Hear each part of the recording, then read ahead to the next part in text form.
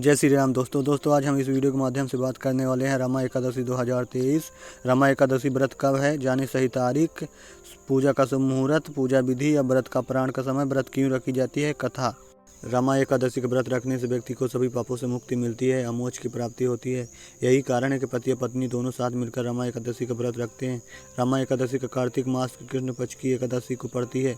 यह दीपावली से 4 दिन पहले पड़ती है। रमा एकादशी इस बार 9 नवंबर 2023 को मनाई जाएगी।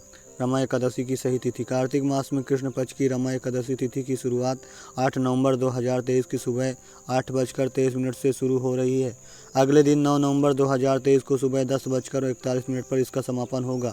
उदया तिथि के अनुसार 9 नवंबर को रमा एकादशी का व्रत रखा जाएगा। पूजा का शुभ मुहूर्त और व्रत प्राण का सही समय। रमा एकादशी व्रत पूजा के लिए शुभ मुहूर्त 9 नवंबर दिन गुरुवार को सुबह 6:39 से लेकर सुबह 8 बजे तक है। वहीं रमा एकादशी व्रत का प्राण 10 नवंबर 2023 को दिन शुक्रवार को सुबह 6:39 से सुबह 8:50 के बीच करना शुभ रहेगा। व्रत और पूजा विधि। रमा एकादशी दिन प्रातः स्नान आदि से निवृत्त होकर स्वच्छ वस्त्र धारण करें और भगवान विष्णु की प्रतिमा या तस्वीर स्थापित करें।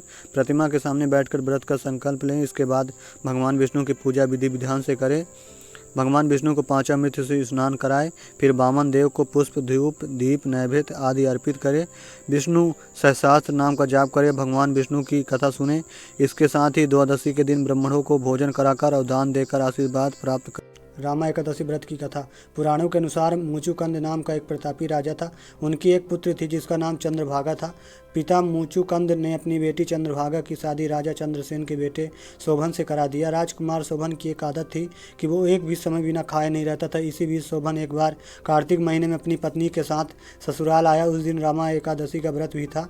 चंद्रभागा के राज्य में सभी रमा एकादशी व्रत का नियम पूर्वक पालन करते थे। दामाद शोभन से भी ऐसा करने के लिए कहा गया, परंतु शोभन इस बात को लेकर काफ़ी परेशान हो गया। इसके बाद अपनी परेशानी को लेकर शोभन पत्नी चंद्रभागा के पास पहुंचा। तब चंद्रभागा ने कहा कि ऐसे में तो आपको राज्य के बाहर ही जाना पड़ेगा, क्योंकि पूरे राज्य के लोग इस व्रत के नियम का पालन करते हैं। यही नहीं, आज के दिन यहाँ के जीव जंतु भी भोजन नहीं करते। चंद्रभागा की इस बात को सुनने के बाद आखिरकार शोभन को रमा एकादशी व्रत रखना ही पड़ा, लेकिन व्रत प्रारंभ करने से पहले उसकी मृत्यु हो गई। इसके बाद चंद्रभागा अपने पिता के यहाँ ही रहने लगी। एकादशी व्रत के पुण्य प्रताप से शोभन का अगला जन्म हुआ। इस बार उन्हें मंदराचल पर्वत पर आलीशान राज प्राप्त हुआ। एक बार मुचुकुंदपुर के ब्राह्मण तीर्थ यात्रा करते हुए शोभन के दिव्य नगर में पहुंचे। वहां सिंहासन पर विराजमान शोभन को देखकर ही पहचान लिया। वहां ब्राह्मणों को देख शोभन भी अपने सिंहासन उठकर पूछा कि यह सब कैसे हुआ।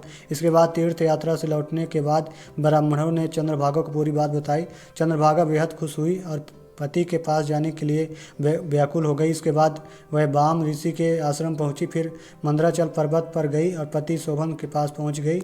इस तरह एकादशी व्रतों के पुण्य प्रभाव से दोनों का फिर से मिलन हो गया। कहते हैं तभी से मान्यता है कि जो भी मनुष्य इस व्रत को रखता है वह ब्रह्म हत्या जैसे पाप से मुक्त हो जाता है। साथ ही उसकी सारी मनोकामनाएं भी